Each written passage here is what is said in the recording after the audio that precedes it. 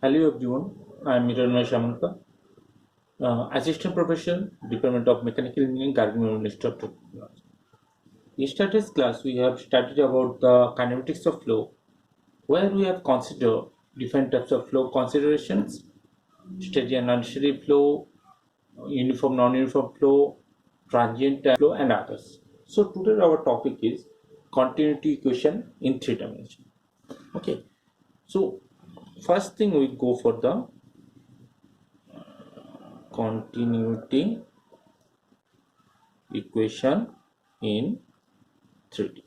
Okay, so when you talk about the continuation in 3D, first thing will come to our mind, what are the three-dimensional coordinates we have? We have Cartesian coordinate. Okay, in the Cartesian coordinate, we have x, y, and z coordinate, and in polar coordinate, we have r, theta, and z. In polar, there are two coordinates over there. One is cylindrical, and the other one is spherical. So we're not going to consider the spherical coordinate right now, but we'll surely consider the cylindrical coordinate. Somewhere in polar coordinate, r theta instead of r theta and z, we can use the phi also. Okay, so we start with the diagram. So we start with the continuity equation in Cartesian coordinate. So I draw a three-dimensional figure over here.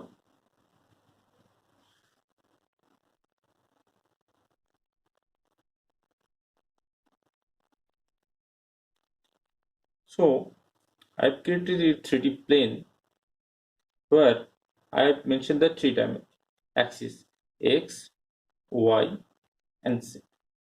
So based on that, I have the velocity in the direction of x is u, velocity in direction of y is v, and velocity in the direction of z is okay. So we can change it. We can change it as x. We can change it as y. Similarly, the notations will change u and v. Okay. Now, if we consider the length of the element, three-dimensional element, this is dx, this is dy, and this one is dz. Okay. So amount of fluid entering inside from the continuation, we have the continuation q equal to area into velocity. That is, q here is flow rate, a is the area, p is the velocity. Now, if we are talking about the mass flow rate, that is qm and this is qb. So that is mass into area into velocity. Okay, so instead of mass, what we have put? We put density into what? Velocity. Okay, we are using the notation as b, but that b doesn't complete with the direction of y, that is b. Okay, that is the normal velocity. Okay, we have this one. So rho is the density of the liquid, density of the liquid or density of the fluid, and v is the velocity of the fluid or liquid. Okay, now we have the continuity equation. So how much amount of fluid is going inside? That is rho into direction of x, that is u, into what is the area? If you're talking about the area, so if we consider the direction as x, okay, so another side will be appearing. So these are the areas. So if we consider the area, this is dy and this height we have got as dz. Okay, so area is dy into dz. Similarly, in the direction of y, we have rho into v, and the area will get as dx into dz. Okay, in the direction of z, we will get rho into w into dx into dy. Okay, now how much amount of liquid is going out of the element? That is rho into u, that part we have already.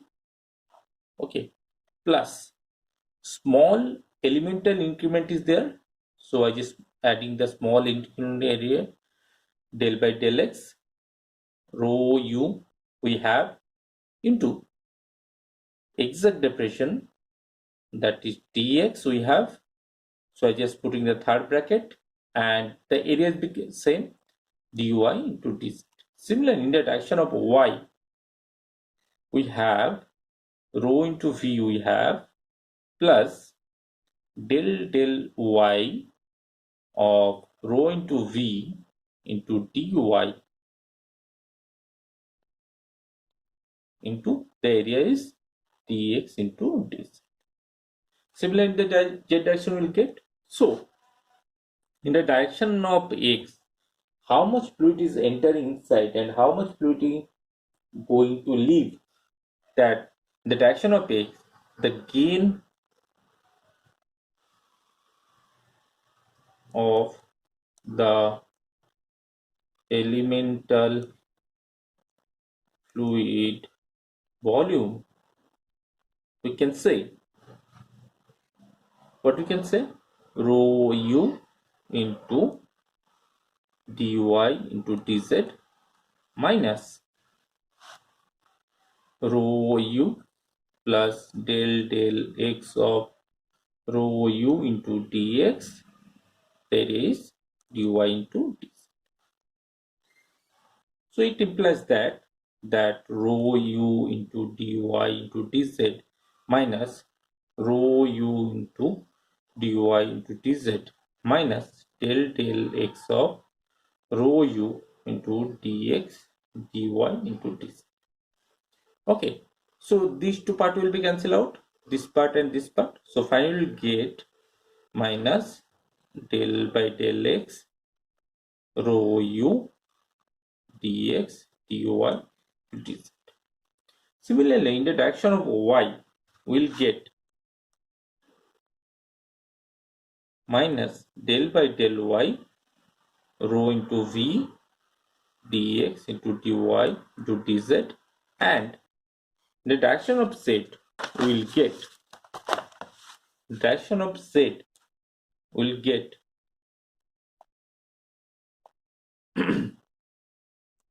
rho w del by del z into rho w dx into dy into dz. Okay, now if we talk about the mass gain in the total volume, okay, so total mass gain is total mass gain in the volume is, so that is the summation of the all the three directions x, y and z. So we have, so I just neglect the term negative, because if we consider the gain, the amount of liquid is leaving, that is less compared to the liquid entering. So in that case, we just taking the positive term del by del x rho u into dx dy dz plus del by del y into rho v into dx dy dz plus del by del z into rho w into dx into dy to dz.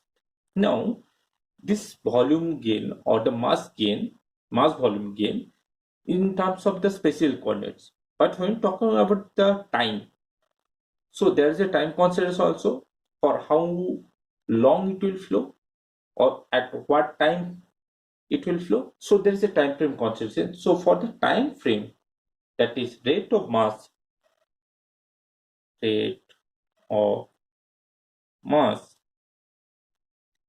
increases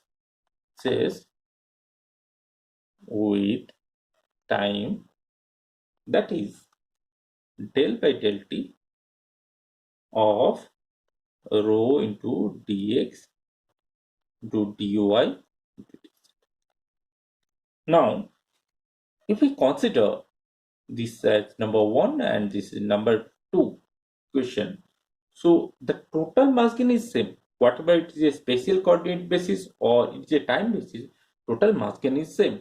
So we can say that del by del x rho u dx dy into dz plus del by del y into rho v to dx into dy into dz plus del by del z rho w to dx to dy into dz equal to del t of rho of dx dy dz. So in case of volume term, that is dy dx dy dz dx dy dz dx dy dz and dx dy dz, we just cancel the both side. What will get? Del x rho u del y of rho v plus del z of rho w, that is nothing but del rho by del t. Now we have rho also there. If the fluid is incompressible, so incompressible means rho equal to constant. So in that case, this term becomes 0. Yes or no? So we'll get del u by del x del u by del y plus del w by del z equal to 0. So this is the equation for fluid flow in the 3 dimension. Now, if we consider one dimensional flow, we can take x direction, we can take y, we can take only z.